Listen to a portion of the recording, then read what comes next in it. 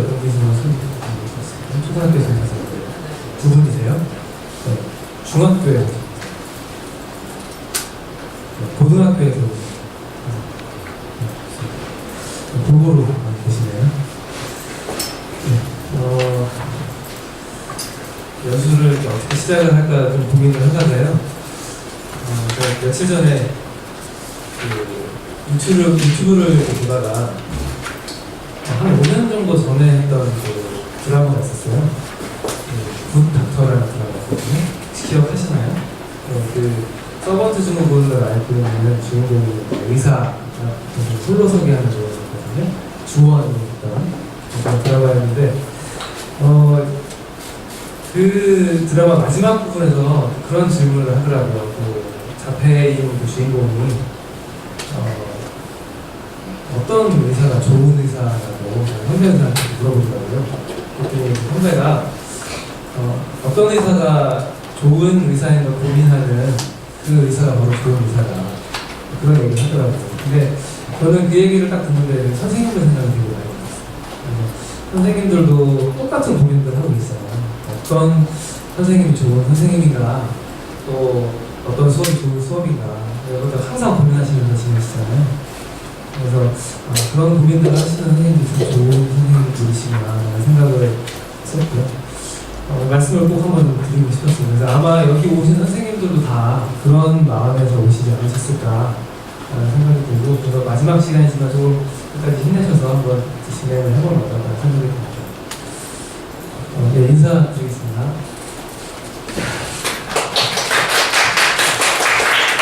저는 안동대학교 컴퓨터교육과의 전용주라고 하고요. 제가 인사를 좀 지금 뻣뻣하게 인사를 드렸는데 허리를 좀 다쳐가지고 인사를 90도로 못하는 점 양해해 주시기 바랍니다. 저는 비번 챌린지를 활용한 교수 학습 및 평가 방향이라는 주제로 연수를 드리려고 합니다. 원래는요, 저는 이게 강의 위주의 연수여서 2일차 첫 시간이었어요. 좀 강사분께서 타정이 좀 있으셔서 원래 이 시간에 하시려고 했던 내용하고 순서가 바뀌었고, 내일은 지금 드리는 말씀을 이어서 아마 수업 설계라든지 평가 설계를 간단하게 해보실 거예요. 그 부분들은 지금 내용에 이어진다고 생각하시고 내용을 들으시면 좋을 것 같습니다. 선생님들이 비번 챌린지를 이제 오늘 하루 동안 연습을 들으셨고, 그리고 다른 학교에서도 비번 챌린지를 아마 신청하셔서 학생들하고 해보신 선생님들도 계시죠? 계신가요 혹시? 비번 챌린지를 내가 우리 학교 학생들하고 이번에 도전하기 신청해서 참가했다 하시는 분 계신가요? 안 계신가요? 그러시면은 이게 어떻게 알고 계셨어요? 비번 챌린지에 대해서? 궁금해요. 어떻게 아시게 되셨어요? 그럼 비번 챌린지에 대해서는 그냥 다른 사전 정보가 크게 없으셨었겠네요? 그러면은 혹시 오늘 처음 보신 분도 계신 건가요? 비번 챌린지 내용을? 그렇군요. 네. 보시는 소감은 좀 어떠세요? 비번 챌린지. 아까 좀 잠깐 듣기는 했는데 어떠신 것 같으세요? 비번 챌린지라는 문제가?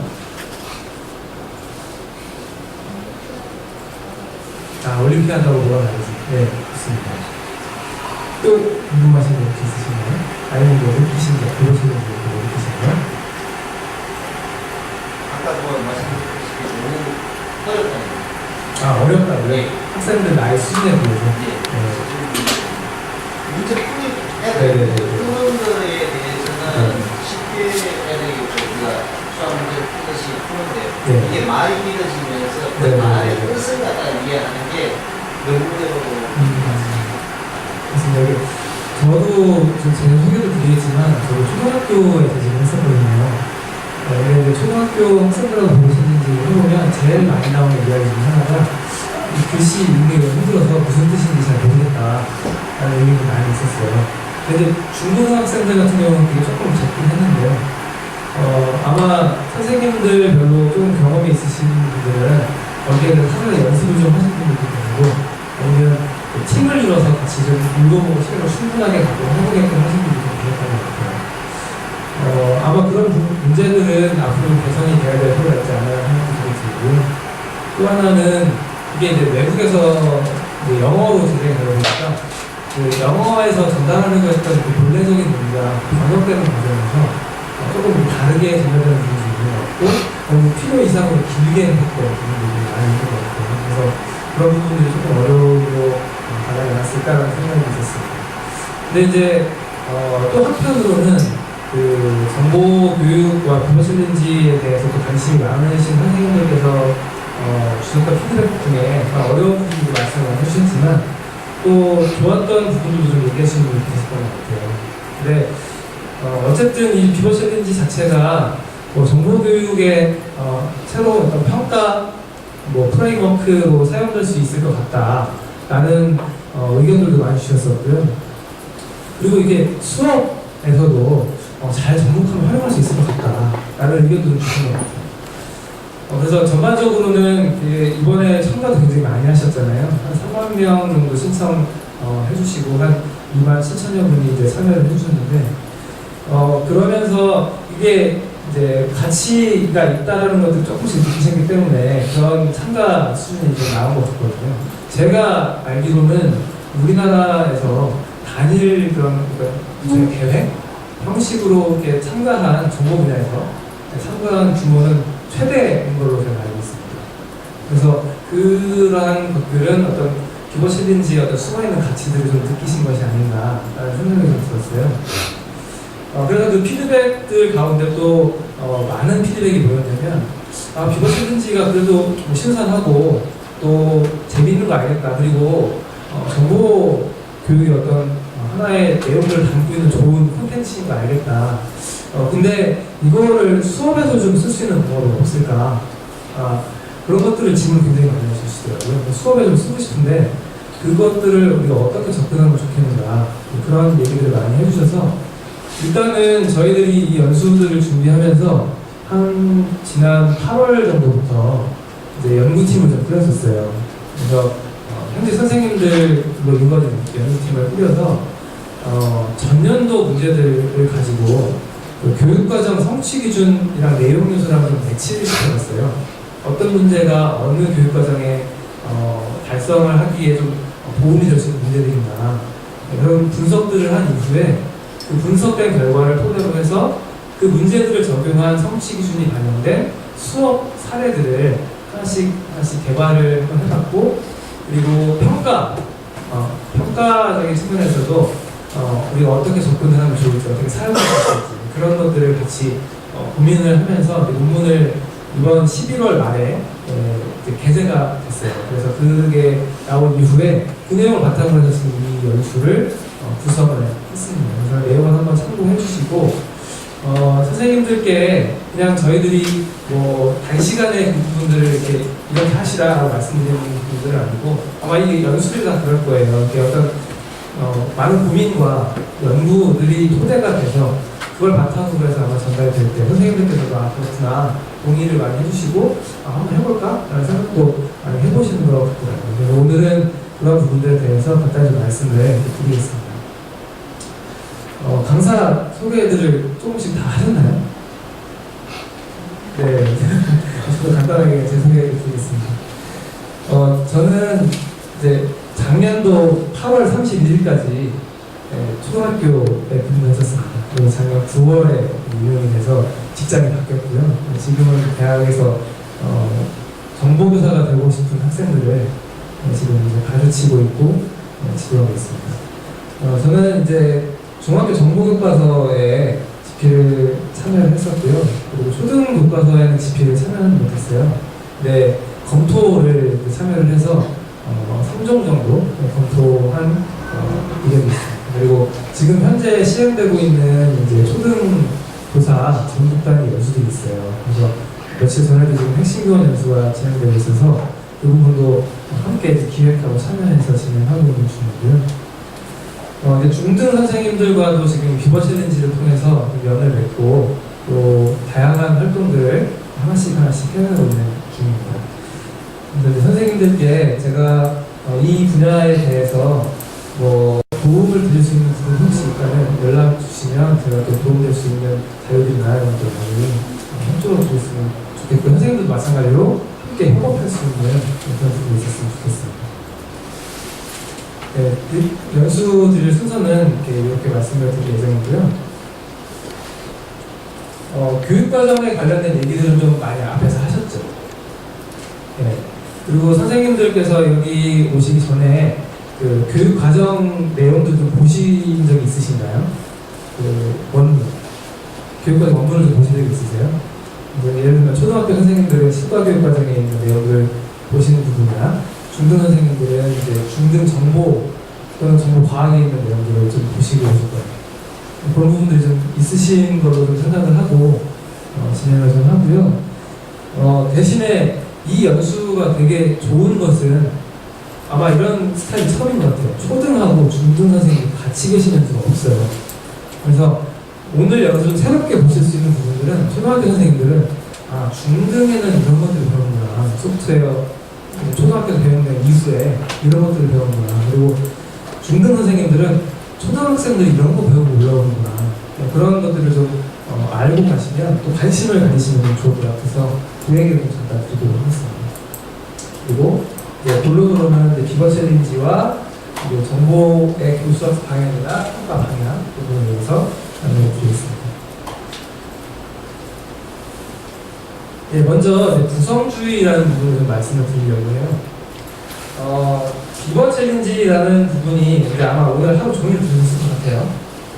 그래서 이 비버 챌린지라는 부분이 정보 과학과 관련된 문제 해결 기반의 평가 모델이자 교육 혁신이다라고 계속 소개가 되고 있잖아요. 네, 그래서 이 비버 챌린지가 이 정보 과학이라는 내용을 잘 담고 있는 하나의 예쁜 그릇 역할을 하고 있는데 그 그릇이 만들어지게 된 어떤 철학 배경들이 좀 있어요. 그 철학이 뭐냐면 지금 말씀드리고 있는 게 구성주의적인 철학이에요. 근데 선생님들께서 그 구성주의를 교육학 시간에 많이 들어보셨을 것 같긴 해요. 근데 주로 어떤 구성주의를 좀 많이 들어보셨을 것 같냐면 이 컨스트럭티비즘이라는 피아제의 구성주의를 많이 들어보셨을 것 같아요. 그래서 그 동화와 조정이니 학생들이 자기 스스로 어떤 지식을 구성해가는 주체나 어떤 이야기라든지 그 부분들 아마 교육학 시간에 많이 접해보셨을 것 같아요. 그래서 비버 챌린지 자체도 학생 스스로가 지식을 구성하는 주체라는 철학에서 출발을 했습니다. 그것은 이제 다른 현대의 어떤 구성주의 철학이 반영된 교육과도 일맥상통한 부분이라고 볼 수가 있고요. 근데 이제 또 하나는 아마 이 페퍼트의 구성주의라는 부분을 아마 많이 들어보셨을 것 같아요. 이제 영어가 조금 달라요. 이게 한국어로는 구성주의 둘 다 똑같이 해석을 했는데 여기는 이제 컨스트럭션이즘이라고 되어 있습니다. 컨스트럭티비즘이라고 되어 있었는데요. 이것은 이제 이 페퍼트라는 그 학자가 주장한 구성주의예요. 근데 이 페퍼트라는 학자가 어떤 분이냐면요. 선생님도 지금 그 스크래치 써보셨죠? 스크래치를 MIT 미디어 랩에서 개발을 했잖아요. 그 MIT 미디어 랩에서 그 스크래치를 개발하는 팀이 있는데 거기에서 주체적인 역할을 지금 하고 계시는 분이 레즈닉이라는 교수님이세요. 근데 그분의 스승이세요. 그래서 아마 정보 선생님들은 학창 시절 때 로고 같은 거 좀 보셨을 것 같아요. 혹시 로고 보신 적 있으세요? 로고? 그 밑에 지금 그림이 있는데 이렇게 거북이 모양의 어떤 캐릭터가 있고 밑에다가 프로그램을 간단하게 쓰면 거북이가 움직이면서 그림을 그리는 프로그램이거든요. 그 로고를 만든 분이 바로 페퍼트라는 분이세요.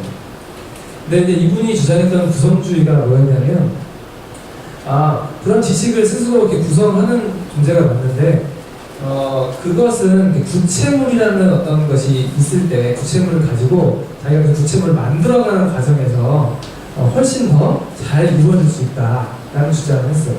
그래서 그 구체물이라는 것은 물리적인 어떤 도구뿐만이 아니라 가상의 도구들도 포함할 수 있고 그 가상의 도구는 로고의 어떤 그런 거북이라든지 스크래치의 어떤 프로그래밍을 통한 산출을 만드는 것이라든지 이런 가상의 결과물들을 만드는 과정에서 학생들의 그런 지식의 구성활동들이 더 활발하게 일어날 수 있다라고 주장을 하신 분입니다. 그래서 이 비번 챌린지에도 이러한 페퍼트의 구성주의 철학까지도 반영이 좀 돼 있어요. 비번 챌린지 문항들을 이제 쭉 보셨을 때 그냥 선택하는 형태의 문항이 있었고요. 그리고 뭔가 이렇게 조작해서 답을 하는 문항들이 있었죠. 그래서 조작해서 막 답을 하는 문항들은 이제 상호작용형 문항이라고 보통 얘기를 하고, 나머지는 이제 선택형 문항이라고 얘기를 많이 하는데요. 이 상호작용형 문항이 이런 페퍼트의 구성주의를 좀 담고 있다라고 보시면 될 것 같습니다. 이것은 이제 이 구성주의에 대한 설명을 위키피디아에서도 검색을 해봤는데요. 이런 문구가 있더라고요.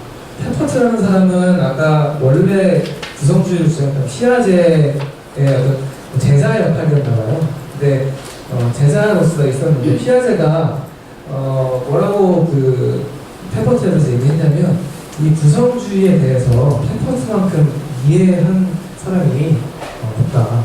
내가 보기에는 이 사람이 내가 주장한 구성주의에 대해서 정말 깊이 있게 이해를 하고 있다. 이렇게 얘기를 했다고 합니다. 그러니까 그 구성주의가 발전된 형태가 바로 페퍼트의 구성주의라고 얘기할 수 있겠죠. 그래서 이 철학이 지금까지도 계속 이어져 오고 있고요. 그래서 지금 이제 해외에서는 이 구성주의를 바탕으로 한 학회가 구성이 되어 있고, 이것을 바탕으로 한 다양한 어떤 프로그래밍 도구들도 개발되어 있습니다. 그래서 스크래치가 가장 큰 예시고요.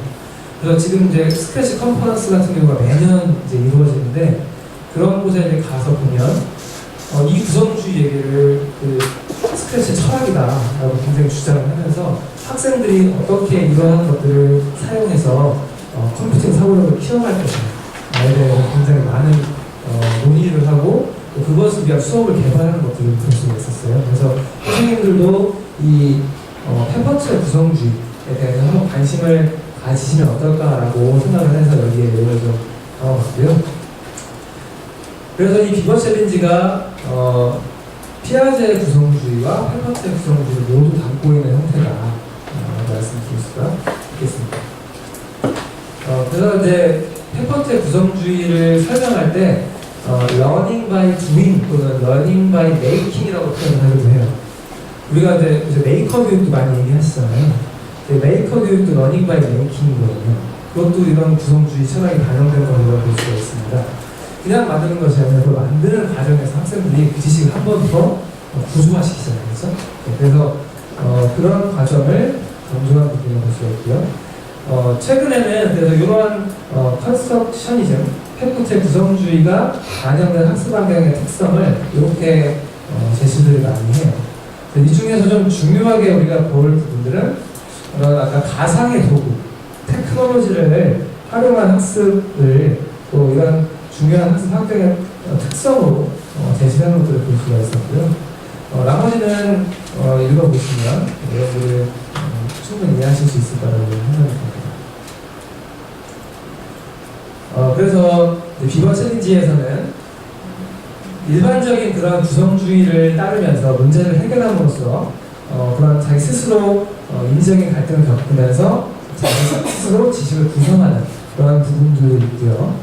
그리고 또 하나는 상호작용형 문제들을 통해서 실제적으로 프로그래밍 학습을 하기도 하고 평가를 진행하기도 합니다. 그래서 페퍼트의 구성주의 철학을 반영을 하고 있기도 합니다. 선생님 이런 문제 보셨었죠? 아까. 네. 이런 형태의 문제는 이제 선택형 문항이죠. 그래서 여기에 내용들을 보면서 학생들이 이제 이 문제를 해결하기 위해서 어떤 인지적인 갈등 상황에 부딪히는 거예요. 자기 스스로 고민을 하면서 답을 찾아가는 과정인데, 이제 아까 이제 선생님께서 피드백을 주신 부분 중에 하나는 정보 올림피아드 문제랑 좀 비슷한 것 같다라는 피드백을 좀 주셨었잖아요. 근데 가장 큰 차이점은 정보 과학적인 지식을 요구하지 않는다는 거예요. 사전 지식. 정보 올림피아드 문제 같은 경우는 아예 출제를 할 때 그냥 정보 과학적인 개념들이 문제에 드러나게끔 많이 되어 있잖아요. 근데 여기 같은 경우는 물론 배경적으로는 그 개념이 깔려 있지만 접근하는 형태가 그러한 것들이 겉으로 드러나지 않게 많이 되어 있어요. 그래서 여기 같은 경우도 지금 이것만 봤을 때는 정보과학적인 개념이 드러나는 게 전혀 없잖아요. 그렇죠? 예, 근데 이걸 풀다 보면 그리고 해설을 보다 보면 이런 개념들이 이렇게 깔려 있구나. 라는 것들을 볼 수가 있고요. 지금 이제 보시고 계신 그 노란색 문제 있죠. 거기 보시면 이제 2017년도 문항에 그 해설이나 위치 인포메틱스라는 부분이 들어있습니다. 거기 보시면 그 문제의 어떤 배경이 되는 내용들이 상당히 많이 들어가 있어요. 그래서 이런 부분들이 좀 다른 점이라고 말씀을 드릴 수 있을 것 같고요. 그래서 아까 같은 문제는 피아제의 구성주의가 반영된 형태의 문제라고 볼 수가 있고요. 이런 형태의 그 인터랙티브한 문제들. 예전에는 이것들이 훨씬 더 다양한 형태들이 있었고요. 지금 이제 우리나라 문항 같은 경우는 인터랙티브 문제가 아주 많지는 않아요. 근데 프랑스라는 국가에서는 전체 문제가 인터랙티브 문항으로 되어 있어요. 그리고 혹시 거기 아까 비번 챌린지 전체 전 세계에서 쓰는 홈페이지 들어가 본 적 있으신가요? 아까? 연수 시간에 안 들어가 보셨죠? 그러면 한번 다시 들어가 볼까요?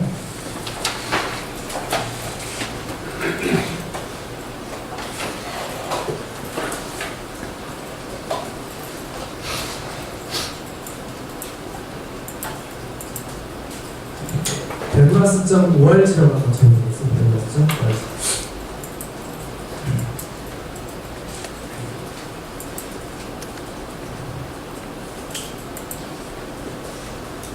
이게 이제 국제 비번 챌린지 그 홈페이지예요. 그래서 여기에 들어가시면 좀 더 많은 문제들을 보실 수 있어요. 여기 어바웃에 한번 가보시면 컨트리스라고 있거든요.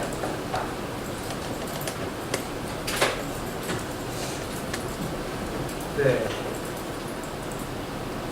여러 국가가 굉장히 많이 참여를 했죠. 그래서 2018년도 통계가 지금 반영이 되어 있는데 어느 나라가 좀 제일 많이 참여한 것 같으세요? 사람 수로 봤을 때?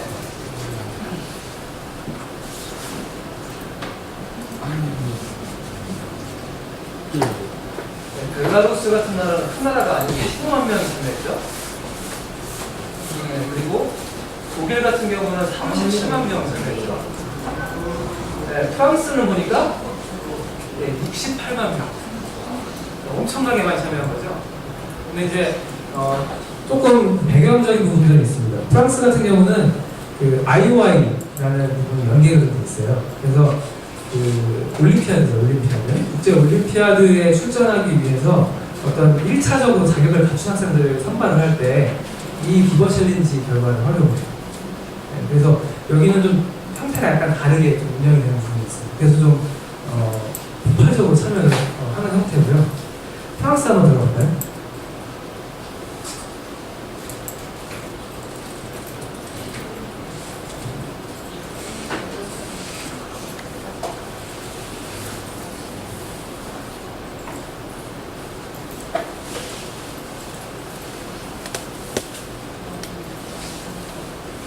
이게 불어라서요. 저 불어 전혀 모르거든요.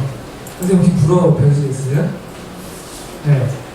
하나, 아까 첫 페이지 들어가시면 중간에 파란색 버튼 하나 있잖아요. 그거 한번 눌러보시고요. 그러면 이렇게 3개의 메뉴가 있거든요.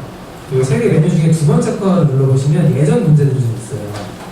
예. 형태만 좀 보여드리려고요. 여기 2016년도 거 한번 눌러볼까요? 네, 그러면은 임시로 이렇게 접속할 수 있는 코드를 주고 밑에 거를 누르면 그걸 체험할 수 있도록 제공을 해줍니다.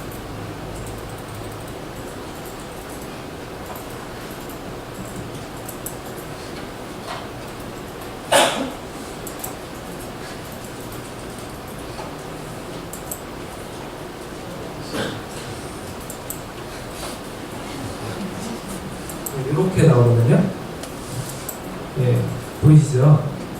예, 그러면 여기는 약간 어떤 형태로 되어 있냐면요, 레벨에 따라서 도전할 수 있는 수준이 좀 나눠져 있어요. 그래서 첫 번째 문제를 한번 클릭해보면 별 2개 수준, 별 3개 수준, 별 4개 수준. 이거 같은 경우는 이제 트리를 이 문제를 아마 번역하기 누르시면 여기서 가장 차수가 낮게끔 풀이를 이렇게 구성을 하려면 어떻게 해야 한다는 그런 문제거든요. 그래서 이렇게 인터랙티브하게 구성해서 제출을 하는 형태의 문제가 됩니다. 요거는 개수가 모드 개수가 많지 않으니까 좀 간단하잖아요. 근데 이제 뒤로 갈수록 점점 모드 개수가 많아집니다. 난이도별로 인터랙티브하게 문제들을 해결할 수 있도록 게시를 많이 하고 있거든요. 그래서 이제 프랑스 같은 경우는 전체 문제가 다 인터랙티브거든요. 그러다 보니까 아까 얘기했던 페퍼트의 구성주의가 훨씬 더 많이 반영된 형태가 많이 있죠. 그러니까 우리나라 같은 경우도 앞으로는 이런 부분들이 좀 더 증가하면 더 좋을 것 같고, 여기 보시면 설명도 되게 간단하죠. 아까 말씀하신 부분하고 거기에 대한 대안적인 부분이 있을 수가 있을 것 같아요. 그러니까 답을 고르게 하는 것은 부가적인 설명이나 정보가 많이 필요한데, 직접 해보게 하는 것은 그게 상대적으로 적어도 되거든요. 그래서 그런 부분들이 여기서 프랑스는 상당히 잘 되어 있다라고 볼 수가 있을 것 같고, 선생님들도 여기 있는 형태들도 수업 시간에 얼마든지 가져오셔서 사용하실 수 있을 것 같습니다. 요새 번역기가 너무 잘 돼 있어서요. 여기 프롬 같은 경우는 바로 마우스 오른쪽 누르면 번역하게 보면 번역이 돼요. 그렇게도 활용하실 수가 있을 것 같은데, 일단 근본 연수에서는 저희가 교재에 나와 있는 문제를 중심으로 해서만 안내를 드릴 예정이고요. 그 원리나 방향에 대해서 말씀을 드리면 선생님들께서 그걸 참고하셔서 내가 이런 문제도 한번 도전해보고 싶어 라고 하시면 수업에 반영하시면 되겠죠. 그걸 참고하시면 좋을 것 같습니다. 여기 같은 경우 문제가 계속 다 공개가 되어 있어요. 편안하게 사용하시면 될 것 같습니다. 그리고 조금 더 좋은 점은요, 이 시간이 다 지났잖아요. 이 시간이 45분이 다 지나면 정답과 해설이 제공돼요. 그래서 요거에 담아있는 배경적인 의미들도 같이 제공이 됩니다. 그래서 참고하시면 좋을 것 같습니다. 교수님, 저희 나라 네. 저렇게 LMS 형태로 가려고 하는 건가요? 예, 지금 이제 저희는 도입한 지가 아직 본격적으로 한 지가 2년 정도밖에 안 됐거든요.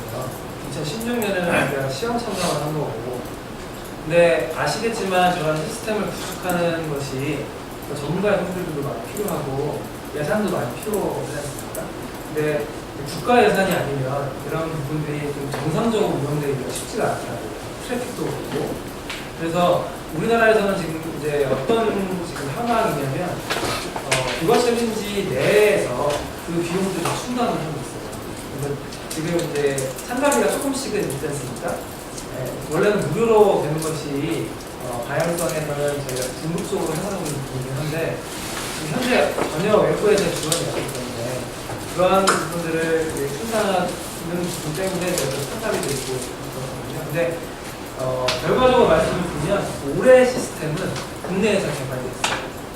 LMS 형태로 개발됐고, 작년 같은 경우는 그 시스템을 개발할 여력이 안 돼서 네덜란드 서버를 운영을 했고 네덜란드 시스템 운영을 했습니다. 그래서 사용비를 그때 몇천만 원 정도 지불을 했던 적이 있습니다.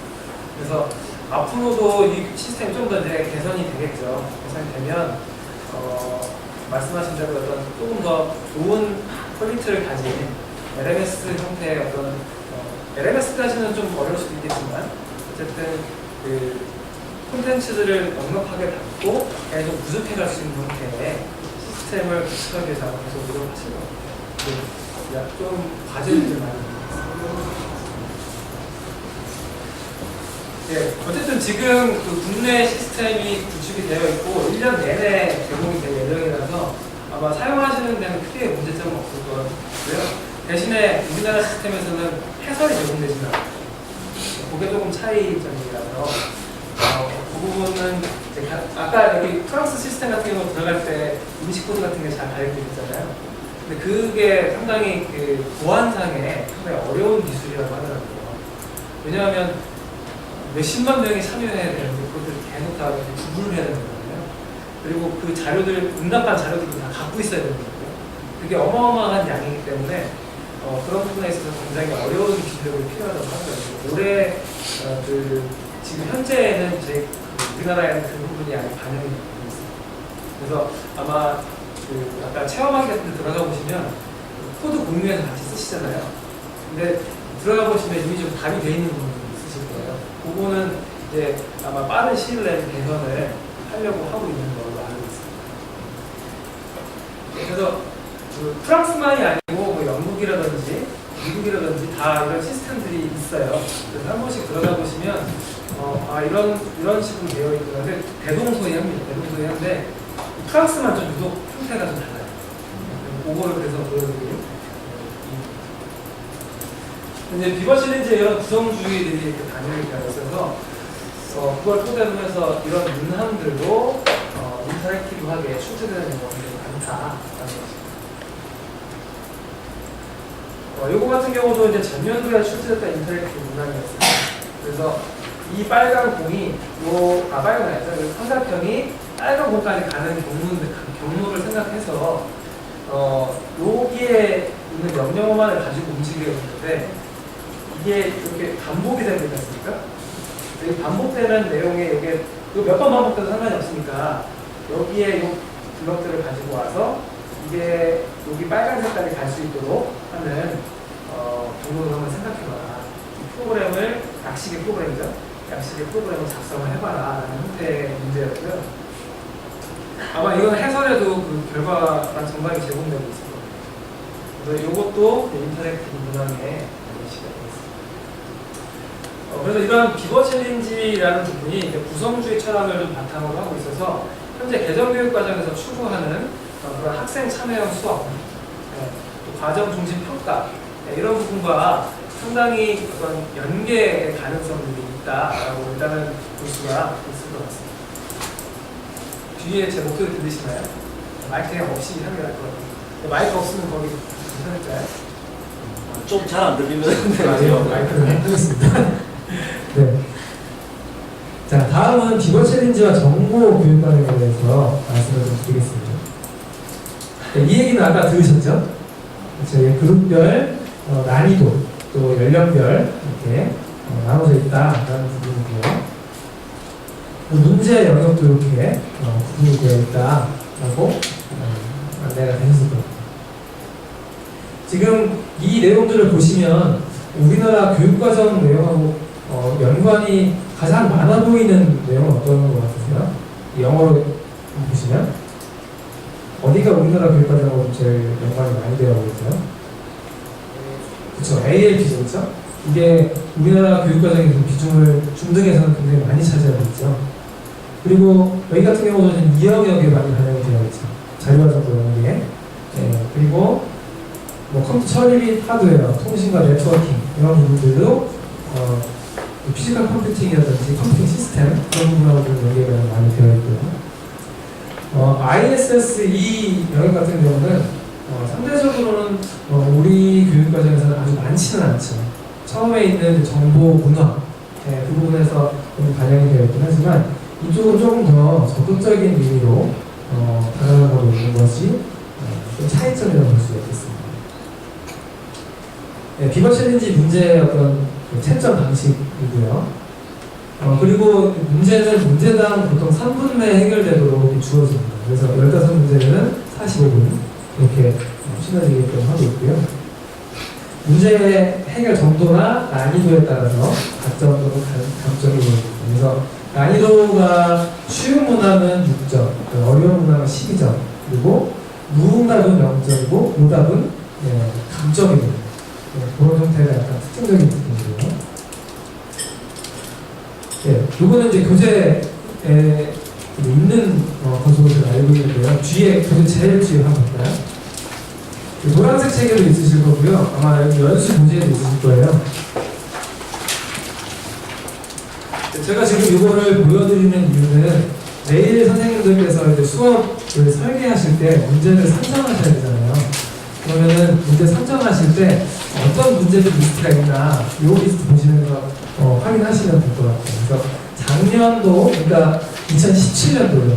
2017년도에 도전하기에 나왔던 문제들은 총 40문제예요. 40문제. 40문제가 5개의 그룹에서 실시가 됐고요.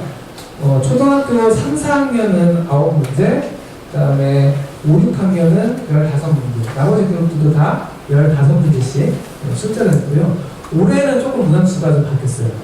전체 문항수는 비슷한데 초등학교에 문제수가 좀 많다라는 의견이 작년에 있어서 올해 아마 초등학교 그 5, 6학년 부분이 좀 줄어든 걸로 제가 알고 있습니다.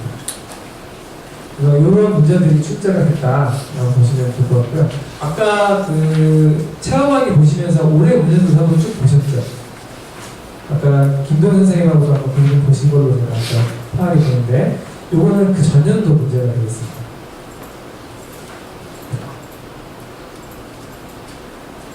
교육과정들을 한번 그냥 간단하게 요약만 하면은요, 소프트웨어 교육이라는 것은 이제 초등에서는 소프트웨어 교육에 해당되고 중등에서는 이제 정보 교육이라고 얘기를 하죠. 그래서 초등학교 실과, 그다음에 중학교 정보, 고등학교 정보와 정보과학 이렇게 반영이 되어 있는 것이고요.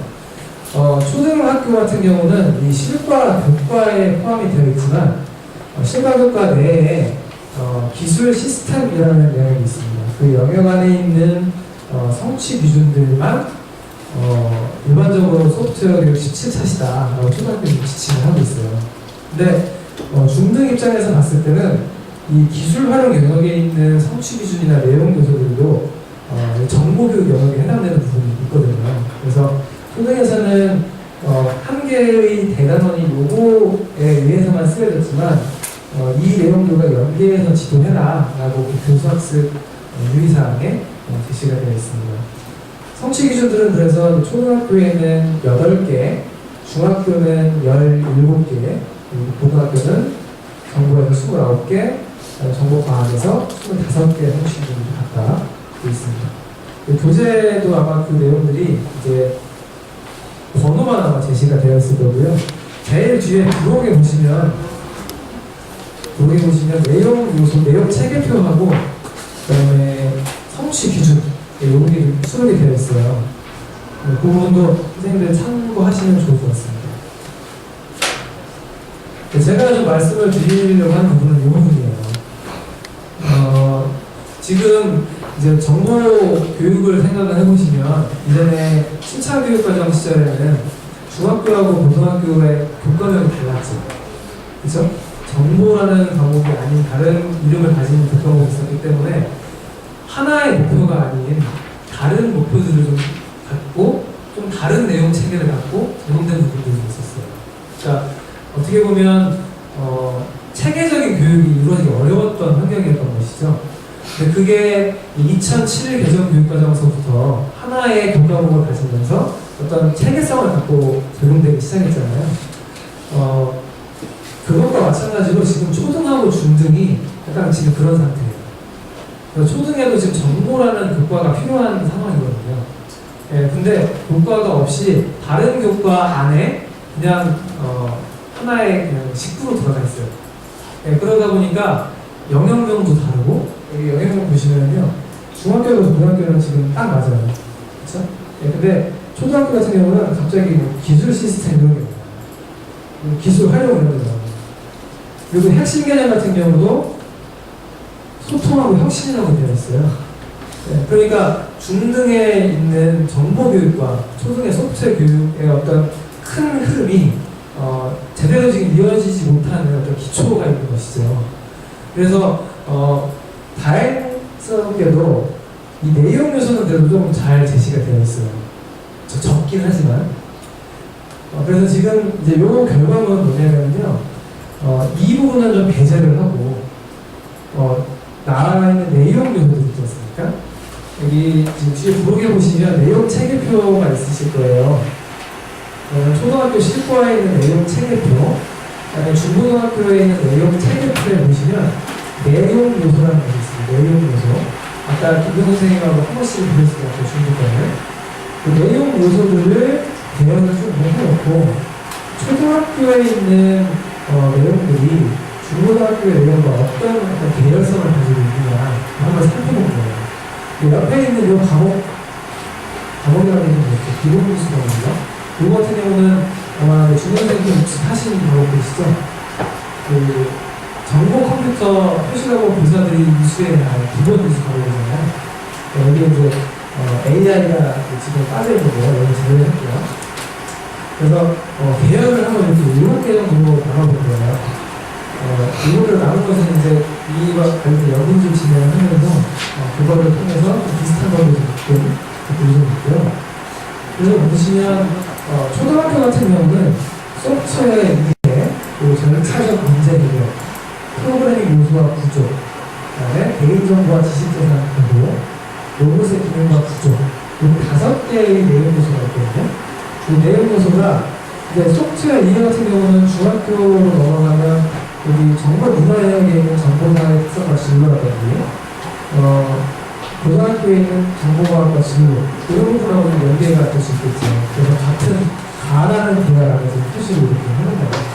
그리고 전체적 문제 해결 같은 경우는 그런 어떤 알고리즘, 추상화 이런 부분하고도 연결할 수 있다라고 생각을 하는 것이고요. 그리고 아무래도 개인정보와 지식재산 보호, 로봇의 기능 같은 것도 이렇게 보여줘요. 초등학교의 내용을 보시면 컴퓨터 일반이나 정보통신 윤리, 그다음에 로봇, 그다음에 알고리즘과 프로그래밍을 체험하는 형태의 내용들이 조금 수록이 되어 있어요. 근데 이제 자료와 정보라든지 이런 내용들이 빠져 있는 상태고요. 중고등학교에 가면 자료와 정보 부분들도 자료 구조라든지 이상 구조, 데이터베이스 이런 것들이 나오기 시작하고. 소프트웨어 공학적인 이야기도 좀 나오기 시작을 합니다. 소프트웨어 공학이라는 것은 이제 소프트웨어 개발 방법론이잖아요. 그래서 초등학교 같은 경우는 그냥 어떤 의미와 목적을 가지고 개발되는지 크게 고려되지 않은 형태의 어떤 체험이 이루어진다고 보면, 중고등학교는 이제 문제를 이해하고 요구를 분석하고 이런 과정을 통해서 어떤 모델을 세워서 어떻게 개발하게 되는지 그런 것들이 교육과정 안에 녹아있게 되는 형태로 되는 것이죠. 그래서 정보 교육과정 자체가 이렇게 어떤 컴퓨터 과학적인 어떤 내용들을 많이 갖고 있고 큰 흐름 안에서 이루어지고 있다. 안타까운 것은 이게 아직 부분이 연계가 어렵다는 것을 사실이고, 이거의 연장선상을 교과 역량 이런 것좀 달라요. 그래서 이 부분은 아마 앞으로 개선을 하기 위해서 선생님들과 또 대학에 계신 교수님들이 함께 좀 협업을 해야 될 부분이 있을 것 같습니다. 그래서 이제 결론적으로 말씀을 드리면, 이러한 기본 챌린지의 문제가 정보 과학적인 개념과 원리를 바탕으로 하고 있고 컴퓨팅 사고력 하나를 목표로 하고 있는데요. 방금 보셨던 정보 교육 과정, 소프트웨어 교육 과정도 목표 자체는 초등, 중등에서 함께 컴퓨팅 사고력을 함양하기 위한 것이었잖아요. 그래서 같은 목표를 취하고 있기 때문에 이 정보 교육 과정의 내용과 기본 챌린지가 어떤 연계가 될 수 있는 소지가 굉장히 많다라는 것을 말씀을 드리는 거죠. 그래서 이걸 바탕으로 해서 이제 수업에 어떻게 적용을 할지를 같이 이야기를 나누도록 하겠습니다. 선생님들 쉬는 시간 없이 그냥 조금 쭉 해서 일찍 끝내드릴까요? 아니면 조금 쉬었다 하실까요? 좀 쉬었다 할까요? 네, 알겠습니다. 한 10분 정도 쉬었다가 진행을 하겠습니다.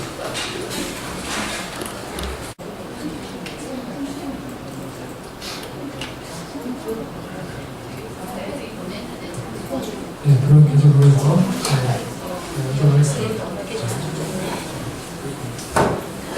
네. 그래서 이 정보 교육과 기본 챌린지가 연계가 지금 가능한 부분이 상당히 많다고 말씀을 드렸었고요.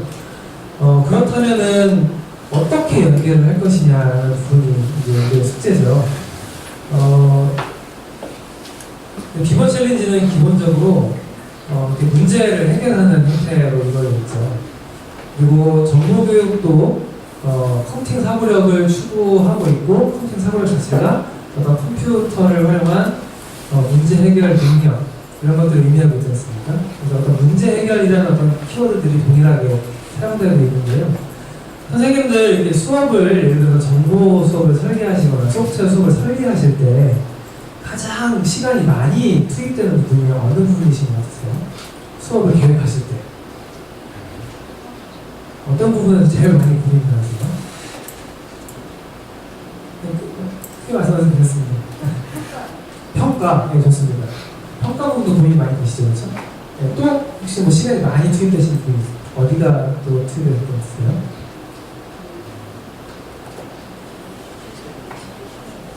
자료 수집. 예, 맞습니다. 그래서 이 비버 챌린지는요, 그러한 부분들에 대한 시간을 상당히 단축시켜줘요. 저는 어떤 때 또 수업을 설계할 때 시간이 굉장히 많이 들었냐면, 그 수업의 주제를 정할 때, 학습 문제 정할 때 굉장히 시간이 많이 걸렸거든요. 어떤 문제가 좋은 문제인가부터 시작을 해서 이 성취 기준과 학습 목표를 달성하기 위해서 어떤 소재가 정말 적합할까, 그리고 내가 문제를 딱 정했을 때 이게 괜찮은 건가? 내가 정한 게 이게 잘 반영이 돼 있는 건가라는 고민들로 시작해서 타당성, 신뢰도 이런 부분들이 계속 고민이 되죠. 근데 이 비버 챌린지가 굉장히 좋은 부분 중에 하나는 그 고민을 미리 했다는 거예요. 그러니까 일단 문제 자체의 타당성이나 신뢰도에 대한 고민들이 단체를 통해서 이루어졌고요. 또 하나는 그게 문제 형태이기 때문에 그 수업에 우리가 가져올 때 학습 문제로 가져올 때 상당히 좋다는 거예요.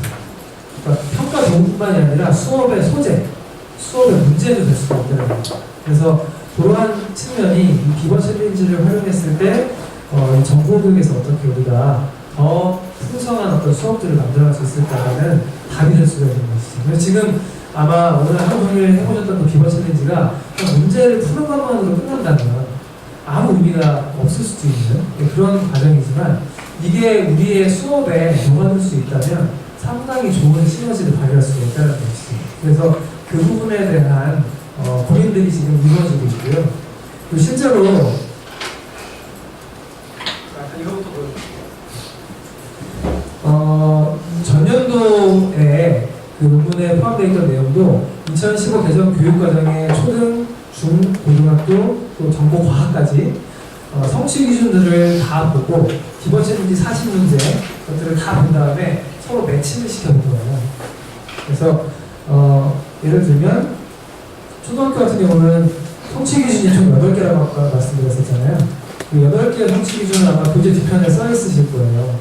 그래서 이거 같은 경우는 뭐 소프트웨어 이해와 관련된 성취 기준이겠죠. 그래서 이러한 성취 기준들에 연계가 가능한 비버 챌린지 문제가 어떤 문제들이냐, 그 매치를 쭉 시켜본 거예요. 그래서 여기 같은 경우는 이제 초등학교이기 때문에 2그룹하고 3그룹 위주로 했습니다. 2그룹하고 3그룹이 초등학교 그룹의 수준이었잖아요. 중학교 같은 경우는 이제 4그룹, 5그룹, 고등학교는 6그룹으로 해서 분석을 해놓은 상태고요. 근데 2018년도 거는 지금 이제 분석을 하고 있어요. 네, 근데 그렇게 어렵지 않은 과정인 것은 선생님들께서 이 부분을 참고를 하시되 그 문제들을 보시면 거기에 숨어있는 어떤 여러 가지 개념들이라든지 원리들이 있잖아요. 그럼 이 부분은 우리가 가르치고 있는 교육 내용의 성취 기준에서 이것하고 연계가 가능하겠다라고 판단하실 수가 있을 것 같아요. 여기들을 근거로 하신다면. 그래서 지금 이 자료, 2018년도 자료까지 더 있었으면 선생님들께서 참고하시기가 더 좋았을 텐데, 지금 교재에는 2017년도 문제에 대해서만 수록이 되어 있어요. 2018년도 문제가 아직 끝난 지가 얼마 안 돼서요. 분석이 조금 부족했습니다. 그런데 초등학교는 이렇게 비교를 했고요. 또 중학교 같은 경우는 성취 기준들과 관련되어 있는 문제들을 이렇게 매치를 시켜봤더니 사이버 윤리랑 좀 연계할 수 있는 문제는 찾기가 어렵더라고요. 네, 근데 그거 외에는 나머지의 내용들은 한두 문제씩 이상씩은 연계가 가능하겠다. 수업 내용의 어떤 중심 소재로도 쓸 수가 있을 것 같기도 하고, 아니면 일부 소재로도 사용할 수 있겠다. 또는 평가의 어떤 내용을 사용할 수 있겠다라고 분석을 한 겁니다. 고등학교 같은 경우는 조금 더 해당되지 않는 부분도 조금 더 발견이 됐었는데, 그래도 상당히 많은 부분에서 사용이 가능하겠다라고 분석이 됐고요. 고등학교 정보과학 부분에서도 이 알고리즘 파트는 상당히 많이 활용할 수가 있겠다. 여기 같은 경우도 이제 순차 선택 방법이라든지 중첩제 구조라든지 이런 것들 문제들이 좀 있었고요. 다른 부분들도 연계가 아주 없다라고 보기는 어렵겠지만 저희가 이제 전문가 검토를 몇 차례 진행했었거든요. 그때 좀 많이 제외가 됐습니다. 그래서 이런 결과를 보고 분석을 마쳤고요. 그렇기 때문에 이러한 내용들이 이제 수업에 이제 문제들로 이제 가지고 오실 수 있는 그런 여지가 굉장히 많은 것들이죠. 올해 문제들도 아마 보셨을 때 이 문제는 수업에서 좀 썼으면 좋겠다라고 아마 은연중에 생각하셨던 부분도 있으셨을 것 같아요. 그래서 올해 문제들도 한번 선생님들끼리 한번 생각해보시고 논의해보시면 그런 것도 발굴하시기가 상당히 수월하실 예정입니다. 그리고 지금 그런 챌린지 위원회 안에서는 어떤 작업이 또 이루어지고 있냐면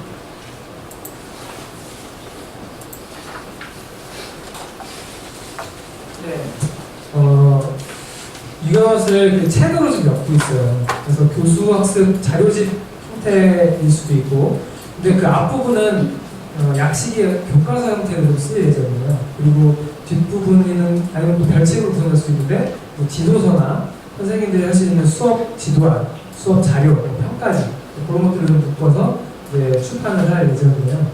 아마 지도서 같은 경우는 책으로는 안 나올 것 같고 아마 뭐 가능하다면 PDF로 배포할 수 있는 방법도 지금 강구를 하고 있습니다. 그래서 그건 아직 확정적으로 말씀드리지 못했고요.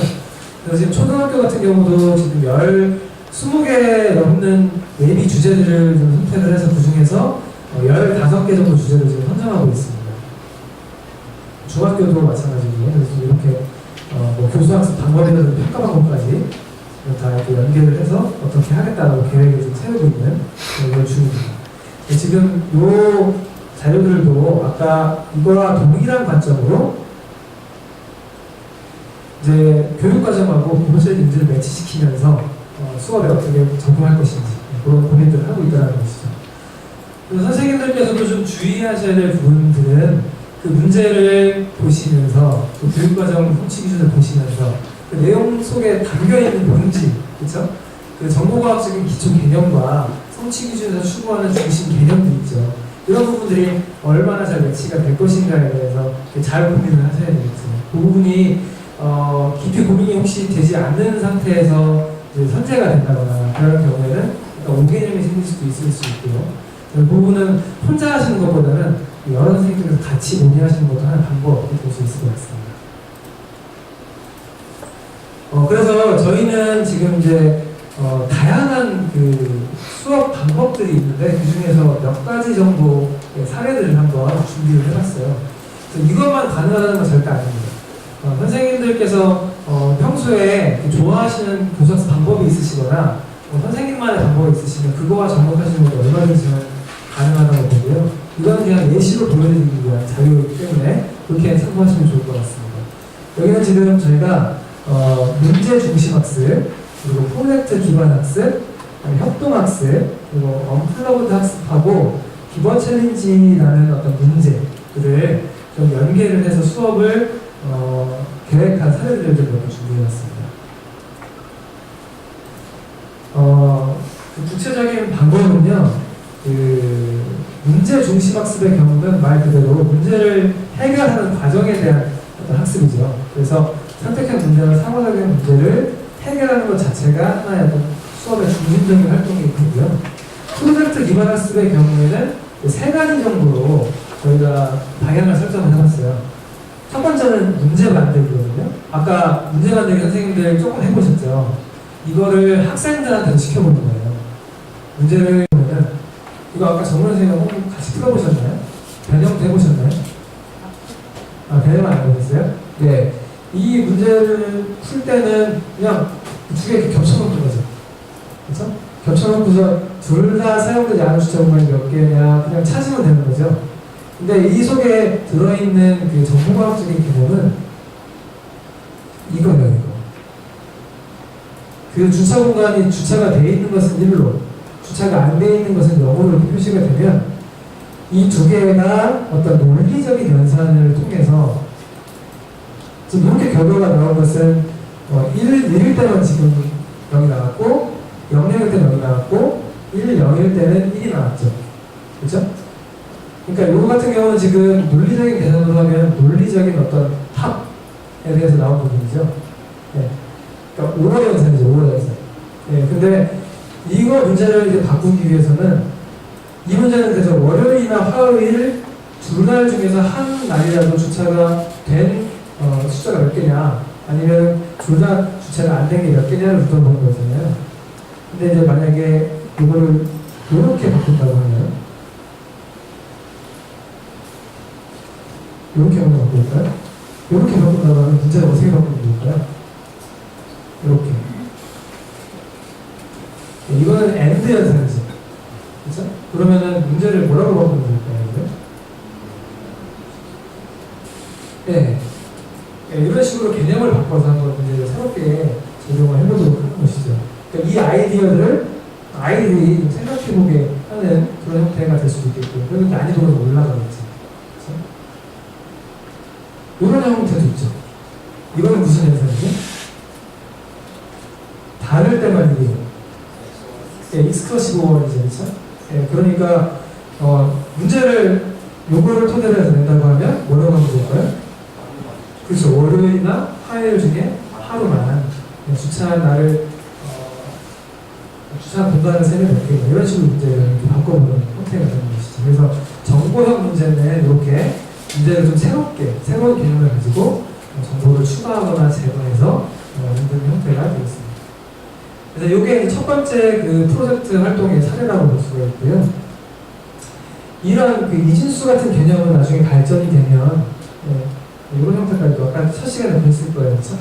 이게 이진수를 가진 어떤 논리회로 어떤 결과물이라고 볼 수 있겠죠. 이게 디지털 시대의 논리회로고 이 소개는 스위치로 되어 있죠. 스위치. 그래서 아마 아까 구울이나 클로드 시에너 이런 얘기 많이 하셨을 것 같아요. 구울이 합쳐져서 나중에 컴퓨터가 동작하는 원리까지 이어지는 것이죠. 그 다음은 비번 챌린지 문제를 프로그램으로 구현해보는 그런 형태입니다. 제가 중학교 사례 하나, 고등학교 사례 하나 이렇게 제시를 해봤는데요. 이거 같은 경우는 비번의 이름을 찾아주세요라는 문제예요. 이 문제가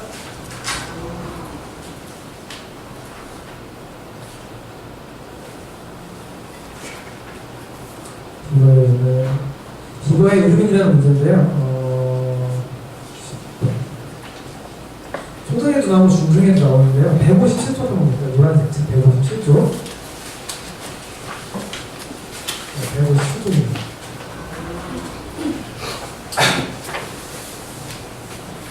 네, 157쪽에 보면은 이게 약간 암호화하고 관련되어 있는 그런 문제거든요. 네, 암호화 복화와 관련된 문제인데 이건 그냥 풀어보면 그냥 자기가 찾아보는 거잖아요. 근데 이거를 가지고 그럼 이런 기능을 하는 프로그램을 만들어 보자라는 거예요. 이것을. 그래서 학생들한테 이 상황을 살펴보게 하고 그 다음에 어떤 방향으로 제작을 해야 될지 계획을 해보게 해서 프로그램 결과물까지 한번 제작해보는 그런 형태가 되겠고요. 그래서 성취 기준은 중학교에서 입력 처리 출력에 관련된 그런 그러니까 어떤 값을 입력받아서 결과물을 처리해보는 그리고 출력해보는 그런 수업이 되겠습니다. 그래서 여기 한번 접속해 보시겠어요? 이게 이제 프로그램 결과거든요. 예시 표입니다. 엔트리로 작성이 되어 있어요. 중학교 단계이기 때문에 블록 기반으로 작성이 되어 있고 초등에서도 충분히 하실 수 있지 않을까 하는 생각이 들어요.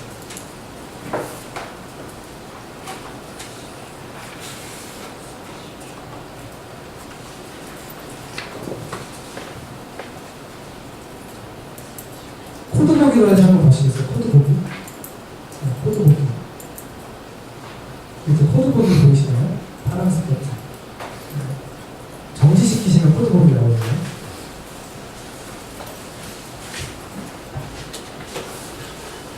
코드가 무엇이 이렇게 나옵니까?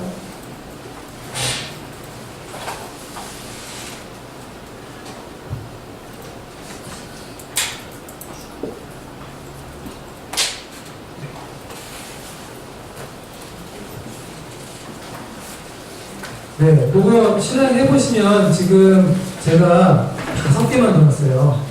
그쵸? 카피 밑에 쿨까지만 넣었거든요. 네. 5개만 넣은 이유는요, 일단 단어가 너무 길어요. 그리고 이 프로그램을 온전하게 만드는 게 어떤 주 목적이 될 수 있지만, 만약에 내가 이 성취 기준 달성에만 이것을 좀 사용하고 싶다라고 하면, 이 문제를 좀 단순화시킬 수도 있겠죠. 그래서 경우의 수를 좀 줄인 거예요.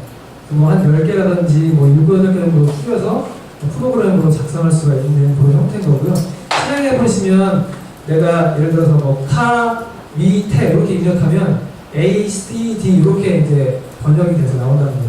도포하면서 그런 프로그램을 아이들한테 한번 계획해보게 하고 만들어보게 하는 그런 과정으로 프로젝트 학습을 진행을 해줄 수가 있다라는 겁니다.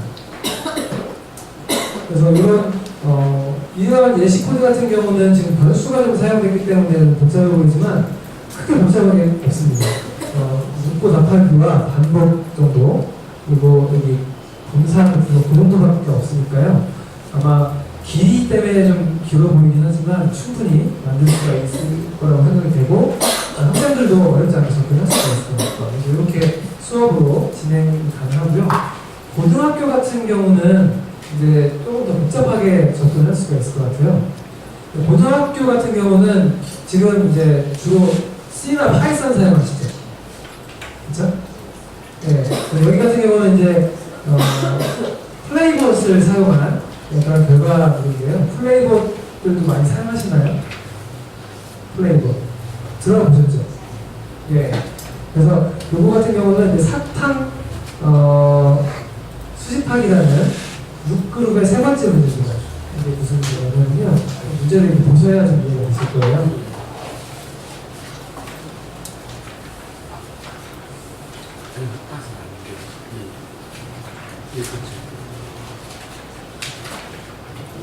네, 243쪽입니다. 243쪽. 저 거기에 S로부터 시작해서 F까지 가게 되는데 어떤 로봇이 사탕을 주스면서 가는 거예요. 근데 아래나 위, 옆으로만 이동할 수가 있고 숫자는 사탕 개수고요. 가장 사탕을 많이 집을 수 있는 게 어떤 경우냐라는 걸 묻는 문제예요.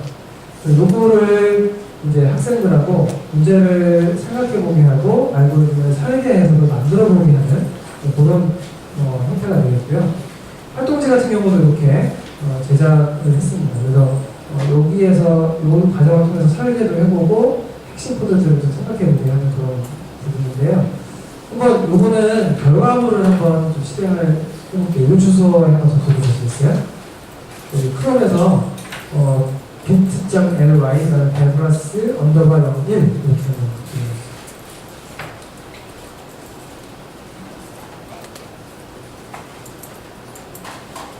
베브라스 _01입니다.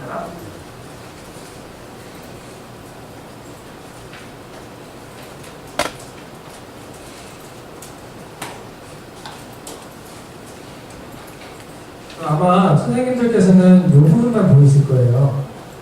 똑같은 지금 형태거든요. 숫자가 문제라서 똑같이 제시가 되어 있죠. 그래서 한번 플레이를 한번 해보시겠어요? 거기 플레이 버튼 있죠. 네, 플레이 한번 눌러보세요. 플레이.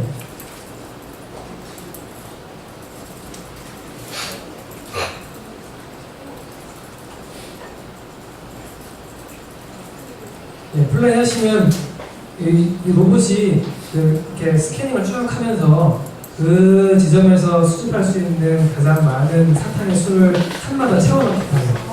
그리고 나서 마지막에 가장 많은 경로를 딱 따라가는 모습 보이시죠? 그래서 그런 결과물을 이런 식의 어떤 프로그램으로 작성해보게 하는 그런 소재가 되겠습니다. 이거 같은 경우는 만약에 난이도가 너무 높다라고 생각이 되면 이걸 전체를 다 완성하게 하는 것이 아니라 어느 일부분을 좀 비워놓고 완성하게 하는, 채워넣게 하는 그런 형태로도 진행을 하실 수가 있을 것 같고요. 이제 이거는 소재는 어떤 다이내믹 프로그래밍이랑 관련되어 있는 그런 내용이라고 볼 수가 있겠습니다. 지금 제가 이 소스 코드는 제공을 못 해드렸는데요. 이거는 이제 원 개발자가 이제 김지현 선생님이라는 분이 계신데 내일 오실 거예요, 강의하시러. 제가 선생님께 말씀드리고 그 소스를 선생님께 또 제공드릴 수 있도록 안내를 드리도록 하겠습니다. 네, 그래서 이제 프로젝트에서 두 번째 형태로 이건 프로그램이 좀 난이도가 있죠, 그렇죠? 네, 여기 보시면 함수들도 좀 많이 사용이 됐고, 만약 중첩 제어 구조라든지 어떤 스캐닝하는 과정을 상당히 고민을 해서 좀 코딩을 해야 하는 그런 부분이 많이 있습니다.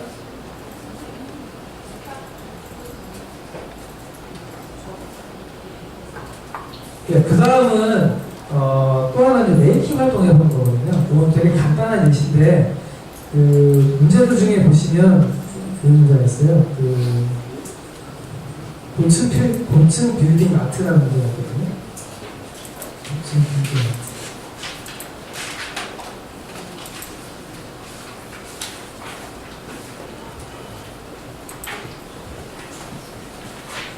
네, 4그룹의 11번 또는 5그룹의 2번 정도 있죠. 4그룹의 11번이면 뭐한 191쪽 정도 보시면 그거는 이제 빌딩에 불이 켜지는 그런 그 소재를 가지고서 이제 버튼으로 층이나 열별로 불을 켜게 하는 아이디어를 가지고 문제를 만들었어요. 그거를 그 버튼들을 직접 요걸로 구현을 해본 거죠. 요걸 구현을 해서 얘를 누르면 뭐 한 줄 세로가 켜진다든지 키보드에 있는 1, 1, 2, 3은 가로를 치게 하든지 그렇게 배치를 시켜서 그거를 한번 이 문제에 나와 있는 이 시스템이 어떻게 구성되어 있을까 우리가 한번 만들어보자 라는 접근으로 결과물을 제작하는 그런 예시가 되겠습니다. 그래서 프로젝트 기반 학습으로는 아까처럼 문제를 개발해보는 과정 또 프로그램으로 구현해보는 과정 이런 것들이 좀 다양하게 활용될 수가 있을 것 같습니다. 그 다음은 이제 협동학습 형태인데요. 요거는 이렇게 뭐 복잡한 개념은 아니고요. 처음에 익혔던 개념들에 대해서 어떤 토너먼트 게임, 경쟁을 좀 유발을 해서 거기에 대한 팀 점수를 산출해서 거기에 대한 보상을 주는 어떤 형태의 수업인데 앞에서 배웠던 개념에 관련된 문제만 잘 선정을 해서 그것을 토너먼트의 문제로 제시를 해주는 거죠. 그래서 정답을 맞추게끔 아이들한테 유도를 해서 이제 구분을 하는 그런 형태의 수업이 되겠습니다. 이건 그냥 방법적인 측면에서 참고를 하시면 좋을 것 같아요. 아이들한테 퀴즈 같은 걸로 진행을 하시고 싶다라고 하면 간단한 문제들을 선정을 하셔서 제시를 하실 수가 있겠죠. 마지막으로는 이제 언플러그드 학습하고 좀 연계한 부분인데요. 요거 같은 경우는 이제 이현아 선생님이라는 분하고 전수 선생님이라는 분께서 이제 연구를 하신 결과물인데요. 언플러그드 학습 자체로 그냥 풀어간다고 접근하는 것은 아니고요.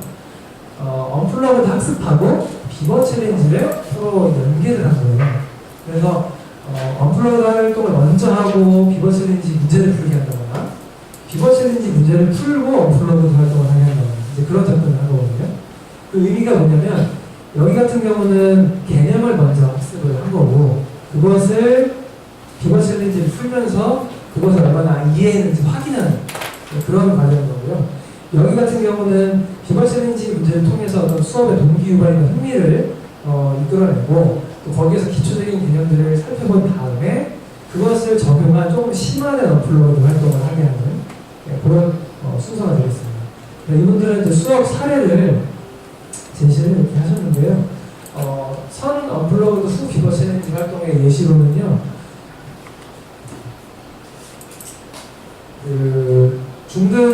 중학교 정보의 컴퓨팅 시스템을 구성하는 하드웨어와 소프트웨어 역할을 이해하고 유기적인 상호관계를 분석한다. 이 성취 기준과 관련된 수업으로 어떤 네트워크와 관련된 활동들을 언플러그드 형태로 이렇게 진행을 한번 해보는 거예요. 종이컵 가지고서 언플러그드 활동, 네트워크 활동 해보는 거거든요. 그래서 그걸 통해서 네트워크라는 개념들을 충분히 학습을 한 다음에 그다음에 비버 챌린지에 있는 네트워크와 관련된 문제를 주는 거예요. 그래서 그 개념들을 잘 적용할 수 있는지 그렇게 진행을 해보는 것이죠. 반대의 과정도 있습니다. 그래서 선 비버 챌린지 후 언플러그드라는 과정은 처음에 이제 비버 챌린지 문제를 먼저 한번 해보는 거예요. 그래서 발문을 통해서 수업을 시작을 하면서 예를 들어서 이거 같은 경우는 이제 SNS나 어떤 소셜 네트워킹 그런 부분에 대한 수업인데요. 거기서의 내용들을 이제 발문으로 쭉 하면서 그거와 관련된 비버 챌린지 문제를 이렇게 주는 거예요. 이건 올해 문제로 제가 알고 있는데, 그래서 요거 같은 경우가 약간 소셜 네트워크 서비스하고 연계가 가능한 문제로 지금 분석을 하신 거예요. 요 같은 경우는 이제 음악을 서로 이렇게 다른 친구들의 소식을 듣고 이렇게 구매를 한다라는 어떤 아이디어에서 출발을 해서 소문을 몇 번 냈을 때 이게 되는 것입니다. 근데 그 수단으로 우리는 SNS를 많이 활용하잖아요. 그 부분이 이제 같은 소재가 돼서 문제를 해결해보고, 그리고 나서는 문학풀이를 한 이후에 우리만의 어떤 비브라그램을 만들어보자. 이런 식으로 해서 언플러그드 활동으로 끌어가는 것이죠. 결과물을 가지고 그거와 비슷한 우리만의 어떤 비슷한 상황을 줘서 이렇게 한번 표시했던 비브라그램을 한번 만들어보는 그런 순서로 진행을 합니다. 그래서 언플러그드 활동 같은 경우는 아까 제일 처음에 활동형 문제 만들기처럼 그냥 비보 챌린지 문제를 언플러그드로 번안해서 그냥 수행할 수도 있는 것이지만, 이렇게 언플러그드 별도로 기존에 개발되어 있던 활동들 플러스 이 비보 챌린지 문제, 이렇게 해서 또 다른 접근을 하고 있는 형태라고 볼 수가 있겠습니다. 그래서 이제 교수학습적인 측면에서는 이렇게 4가지 정도 큰 흐름으로 적용을 한 사례들을 소개를 드렸고요. 이거 말고도 선생님들께서 뭐 예를 들어 짝 프로그래밍이라든지 다른 수업 형태가 있으시면은 그거와 관련해서 문제만 잘 편성하셔서 적용을 하시면 되겠죠. 그러니까 기존의 수업을 공유하실 때와의 가장 큰 차이점은 이미 수업 문제를 있다는 거. 그래서 그것을 구현할 수 있는 또는 활동으로 풀어갈 수 있는 그 방향성만 잘 설정하시면 된다는 점에서 시간들을 좀 많이 단축하실 수가 있겠죠. 내일도 수업 이제 개발을 하시거나 고민을 하실 때 그 부분을 좀 염두를 많이 해주시면 좋을 것 같습니다. 그 다음에 이제 평가와 관련된 부분인데요. 이것만 하고서 마무리를 하도록 하겠습니다. 평가 같은 경우는 이제 개성교육 과정에서는 이제 과정 중심 평가라는 것을 좀 강조하고 있잖아요. 근데 과정 중심 평가를 강조하고 있다는 것이 과정 중심 평가만 해라라는 건 아니죠. 그렇죠? 결과와 과정을 다 중요하게 생각을 하되 기존에 많이 못했던 과정 중심의 평가를 더 강화해달라라는 의도인 거잖아요. 그래서 선생님들께서도 이 과정 중심 평가로서 다양한 방법들이 뭐가 있을까를 고민을 좀 많이 하고 계실 거예요, 지금. 근데 비버 챌린지 같은 경우도 그런 데서 굉장히 좀 좋은 도구로 사용될 수가 있을 것 같은데요. 일단 평가라고 하면 평가를 구분을 할 때 이렇게 구분을 하죠. 방법적인 측면에 따라서는 지필평가하고 수행평가로 구분을 하죠. 그리고 시기적인 측면에서는 진단평가나 형성평가, 총괄평가로 구분을 하시죠. 근데 지금 초등 같은 경우는 중간고사나 기말고사라는 타이틀을 가진 총괄평가는 없습니다. 그렇죠? 모든 초등학교는 하지 않고 있고요. 근데 중고등학교는 중간고사, 기말고사가 있는 상황이죠. 그래서 유아법적 분류표도 지금 작업을 하고 계시는 걸로 알고 있어요. 초등은 지금 그게 없죠.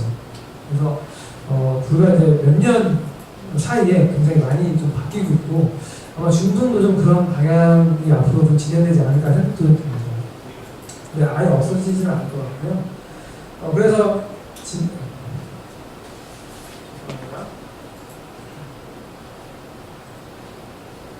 진단평가나 형성평가 형태로 우리가 비버 챌린지를 어떻게 활용할 것이냐, 그리고 총괄평가 형태로 어떻게 활용할 수 있을 것이냐라는 부분을 말씀을 드리려고 합니다.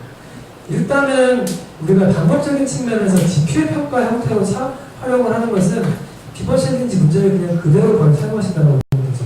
평가지에다가 비버 챌린지를 갖다 놓고 그대로 사용하시는 형태가 지필평가로 사용하시는 것이고요. 이제 중요한 것은 이런 수행평가 형태이겠죠. 그래서 수행평가 같은 경우는 아까 교수학습 모형이나 수업의 과정하고 굉장히 밀접한 관련이 있을 거예요. 그래서 그 과정에 대해서 어떤 채점 기준이나 평가 기준들을 우리가 스스로 이제 만들어 보면서 어떻게 학생들을 평가할 것이냐 라는 것들을 만드는 이 과정이 상당히 고민이 좀 많이 필요한 부분입니다. 그리고 총괄평가 같은 경우는 이런 목적 분류표를 작성을 하는 과정을 여기서도 한번 해볼 거예요. 그래서 그 부분을 통해서 지표평가를 이제 계획하고 적용할 수가 있는데요. 우리가 이제 평가라고 했을 때 되게 중요한 부분이 뭐냐면 평가 도구의 타당도와 신뢰도를 확보하는 거예요. 근데 신뢰도는 미리 측정하기가 상당히 어려워요. 문제가 미리 공개가 안 돼 있고, 그리고 기말고사, 중간고사 미리 해볼 수가 없잖아요. 그렇죠? 그래서 그 부분에 대한 신뢰도는 어떻게 보면 현장에서는 참 측정하기 쉽지 않은 것이 현실이기도 한데요. 일단은 비번 챌린지 자체는 신뢰도 자체도 좀 어느 정도 보장이 되어 있는 그런 문제들로 구성이 되어 있거든요. 그 부분에서는 답변을 또는 뭐 보장을 할 수 있다라고 말씀할 수 있지만 여기서 이제 이원 목적 분류표를 작성하는 목적이 있잖아요. 우리가 이원 목적 분류표를 작성하는 이유가 뭐냐면 평가의 타당도를 한번 이용하거든요.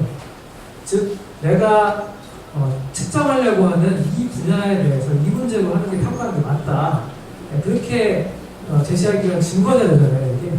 그래서 비번 챌린지를 총괄 평가로 사용하실 때는 마찬가지로 이원 목적 분류표가 작성이 되면 거기에 적합한 형태가 이것이다라는 증거자료가 되기 때문에 평가로 사용하실 때 무리가 없으실 것이라는 것이죠. 그래서 이거 같은 경우는 이제 지표평가 형태로 사용하는 그런 문제라서요. 요거는 이제 절차적 사고, 초등학교에서 절차적 사고와 문제 해결에 관해서 학습을 한 이후에 이 절차적인 사고를 적용해서 이렇게 활동지 또는 평가지를 풀어내게 하는 그런 형태의 평가 활동들이고요. 수행평가 부분에서는 중요한 것이 이런 평가지나 평가 루브릭 이런 것들을 제작하는 부분이 상당히 중요하고, 여기 같은 경우는 아까 고층 필딩 아트 문제 해결하는 절차를 표현하기 수업에서 이제 이 과정을 아이들한테 이제 활동을 해보게 한 다음에 선생님은 이 활동을 그냥 하게 하는 것이 아니라 이 활동을 아이들이 잘 하고 있는가, 이 과정을 잘 수행하고 있는가에 대해서 이렇게 관찰 평가를 진행을 할 수가 있겠죠. 그리고 끝나고 나서 그거에 대한 내가 어느 정도 이해했고 알게 되었는가, 할 수 있는가에 대한 자기 평가나 동료 평가 같은 것들을 진행을 하면서 과정에서의 어떤 내용들을 대확인해보는 그렇게 진행할 수 있겠죠. 그래서 이런 평가를 진행하려면 뭐가 필요할까요? 관찰 평가하려면 뭐가 필요하죠? 관찰 기준표가 필요하죠. 우리가 루브릭이라고 얘기를 하죠. 이런 요것들을 이제 선생님들께서 그 활동에 맞게 개발을 이제 하시게 되는 것이죠. 근데 이제 이것도 약간 중등하고 초등에서 약간 온도차가 있어요. 중등 같은 경우는 그 평가원에서 개발된 평가기준 개발 연구 자료가 있잖아요. 거기 보시면 성취 기준별로 다양하게 평가 기준들이 좀 소개가 돼 있어서 여기에 기록하실 수 있는 말들이 좀 많은 편이에요. 초등 같은 경우는 그 예시가 잘 없어요. 그 평가기준 개발 연구가 수행이 됐는데 실과 안으로 수행이 돼서 좀 부분적으로만 제시가 되어 있습니다. 그래서 거의 초등은 이것을 이제 문구로 직접 고민하셔야 되는 상황일 수도 있으세요. 근데 접근을 이렇게 하실 수 있다는 것도 지금 말씀을 드리는 것입니다. 내일 같은 경우에 이제 수업안을 작성하시게 되면 그 이후에 이제 평가에 대한 부분도 간단하게 개발을 해보시거든요. 그때 이제 이런 평가 기준들도 한번 마련을 스스로 해보셔서 적어보시면 상당히 좀 도움이 되실 것 같습니다.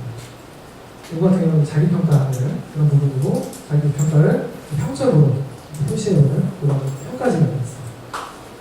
이거 말고도 굉장히 많죠. 등급 평가지도 따로 있을 수 있고요. 네. 여러 가지의 어떤 그 수행 평가를 하는 방법에 해당하는 다양한, 이게 지금 다 수행 평가라고 그랬죠? 이게 지금 다 수행 평가인데, 이런 수행 평가들을 하기 위한 그 재료가 필요하다는 겁니다. 그 부분들이 선생님들께 추가로 고민이 좀 필요한 부분입니다. 마지막으로 총괄 평가는 아까 설명을 드렸다시피 비번 챌린지 문제 기본 정보들을 확인하실 수가 있어요. 아까 이 교재 있죠, 그렇죠? 교재 그룹별로 어떤 연원에서 나왔는지, 난이도가 어떤지 제시가 되어 있잖아요. 그 부분을 참고하셔서 교육과정하고 연계 분석을 하셔야 되는 것이죠. 2017년도 같은 경우는 이미 돼 있으니까 이 과정이 생략될 수 있는데, 2018년도 문제를 만약에 쓰시고 싶다라고 하면 이렇게 진행을 좀 하셔야 되겠죠. 네, 이건 좀 넘어가도록 하겠습니다. 그리고 평가를 이렇게 적용하실 때 이것도 조금 이제 유념하셨으면 하는 부분인데요. 그 평가가 선택형이 있고 인터랙티브형이 있잖아요. 그러면은 이제 인터랙티브형 같은 경우는 지표 평가로 보면 그 문제의 의도가 잘 전달이 안 돼요. 그래서 되도록이면 지표 평가가 아닌 인터랙티브 환경에서 할 수 있도록 하는 것이 좋다라는 말씀입니다. 그래서 체험하기 같은 경우에 들어가 보시면 이런 인터랙티브 문항 해보실 수 있잖아요. 그 컴퓨터실에서 이제 실습하는 형태로 참여하게끔 진행을 하실 수 있다는 거죠. 만약에 이런 거가 좀 여의치가 않다라고 하면 CBT 문제, 그러니까 인터랙티브 문항을 좀 배제하고 그 외의 문제들로 집필평가를 구성하실 수 있겠죠. 네, 그래서 이거 교재에 제시된 그 이원 목적 분류입니다. 이제 현장에서 사용하시는 거랑 거의 비슷하시죠, 그렇죠? 보시면 아마 학교에서 사용하시는 거랑 비교해 보시면 여기 부분은 거의 같으실 거고요, 그렇죠? 그리고 문제도 같죠. 근데 그 문제 형태는 이제 비거 챌린지에 있는 문제 형태로 지금 나와 있습니다. 현장에서는 이게 있을 수도 있고 아니면 객관식이나 주관식 그런 식으로 표시할 수도 있겠죠. 그런데 행동 영역이나 난이도가 제시가 되어 있는데 이건 좀 지역마다 약간 좀 다른 것 같아요. 근데 어떤 지역에서는 그냥 블룸의 그 목표 분류에서 1, 2, 3단계 지식, 이해, 적용 이렇게만 나와 있는 경우도 많이 있는 것 같고요. 어느 지역은 보니까 6개가 다 있더라고요. 근데 거의 앞에 3단계만 있는 경우가 대부분인 것 같습니다. 근데 비거 챌린지 문제 같은 경우는 물론 지식, 이해, 적용이라고 분석하실 수가 있겠지만 문제 자체가 조금 더 고차원적인 사고를 요구하는 것 같아 있어요. 그래서 분석 종합 평가라고 표현을 했고요. 이건 학교 실정에 맞게 적용하실 수가 있을 것 같습니다. 그리고 난이도는 문제에 나와 있는 난이도 표현하시면 100점은 비거 챌린지 문제의 100점을 내가 사용을 했고요. 그리고 지금 표시하는 거예요. 이거 같은 경우는 이제 문제가 보니까 지금 성취 기준이 중학교죠. 그렇죠? 그리고 03, 01, 02, 03, 공사란 시일, 02, 03, 04. 그러니까 교과서에 보면 3단원을 해서 앞에 추상화와 알고리즘 그 단어에 해당하는 총괄평가 문제라고 보시면 돼요. 거기에 해당하는 문제들을 아까 풀을 기반으로 해서 뽑아내시고 이렇게 9문제, 10문제를 써주고 하니까 그 계획을 세우는 거죠. 학교에서 비거 챌린지 문제 가지고서 물론 이게 100% 구성하시는 분이 있을지 없을지 모르겠어요. 근데 활용을 하실 때는 이원목적 분류를 이런 식으로 작성할 수 있다라는 걸 생각하시면 좋겠고요. 또 하나는 대학원 같은 데서 연구하시는 분들 계시죠. 연구하실 때 이 비거 챌린지 자체가 컴퓨팅 사고력을 측정한다라고 그 말씀 많이 하시잖아요. 그때 그냥 아무 문제나 갖다가 쓰고서 사전 사고 검사 해가지고 이 문제가 그 점수가 이렇게 나왔기 때문에 컴퓨팅 사고력이 향상됐다 이렇게 주장하시는 것보다는 그렇게 체계를 세우셔서 내가 측정하고자 하는 영역들이 있을 거예요. 예를 들어서 아까 AF라는 영역도 있었고 COM이라는 영역도 있었고 그렇죠? 그 영역별 어떤 역량들을 측정하기 위해서 그 영역에 해당하는 문제들을 배치시키시고 그걸 가지고서 연구에 적용을 하시면 조금 더 체계적인 컴퓨팅 사고력을 측정할 수 있는 평가 도구가 될 수 있겠죠. 그래서 이렇게 그 이원 목적 분류 틀을 작성을 해서 타당도를 확보할 수가 있다라고 말씀을 좀 드립니다. 그래서 그 내일 작업을 하실 때 이것까지 하실 수 있는 시간이 충분히 있을지는 좀 진행을 해봐야지 알 수 있을 것 같아요. 만약에 시간이 되신다면 한번 학교에서 쓰실 수 있는 그런 형태로 제작을 해보시는 것도 좋을 것 같고요. 대학원에 다니시는 분들은 그 연구 도구로서도 한번 작성해 보시면 문제 수는 많지 않아 보거든요. 그래서 한번 해보시면 좋을 것 같습니다. 이렇게 해서 소개를 좀 드립니다. 여기 나와 있는 것은 그래서 ALP 영역에 주로 해당하는 문제를 배치시켰어요. 아까 그 추상화와 알고리즘 영역에 대한 평가이기 때문에. 네, 그래서 제가 2시간 동안 선생님들께 비거 챌린지의 어떤 교수학습 평가 방향에 대해서 말씀을 드렸고요. 조금 어려운 부분들도 있으실 수도 있을 것 같은데 오늘 들으신 내용들을 오늘 돌아가셔서 다시 한번 좀 생각해봐 주시면 감사할 것 같고요. 내일 교수학습을 설계하실 시간이 있으실 거예요. 그리고 평가 설계하신 분이 있으실 텐데 그때 지금 나왔던 사례들 또는 예시들을 참고하셔서 좀 접근을 하시고 이 교재들도 지금 계속 넘겨봤잖아요. 이렇게 보시면서 작업을 하시면 좀 좋을 것 같습니다. 혹시 궁금하신 부분이나 질문하신 부분 있으실까요? 시간 조금 오버하겠는데 내일도 저한테 오거든요. 그래서 또 혹시 궁금하신 게 있으시면 언제든지 질문하시고 강사분들도 질문하시면 아마 친절하게 좀 답변해 주실 거라고 생각이 듭니다. 그러면 피곤하실 텐데 좀 경청해 주셔서 감사드리고요. 이상 여러분 수업 마치도록 하겠습니다. 감사합니다. 그 방학 동안에 또 쉴 수도 있는데 거의 어렵다 볼 수 있는데 어려울 수도 있는데요. 사실 이분들을 이렇게 모시는 게 쉽지 않거든요. 이제 뭐 예산뿐 아니라 이분들이 일정이 너무 바빠요. 그 내고시 우리 교수님, 이거 선생님들 사실 모시기 위해서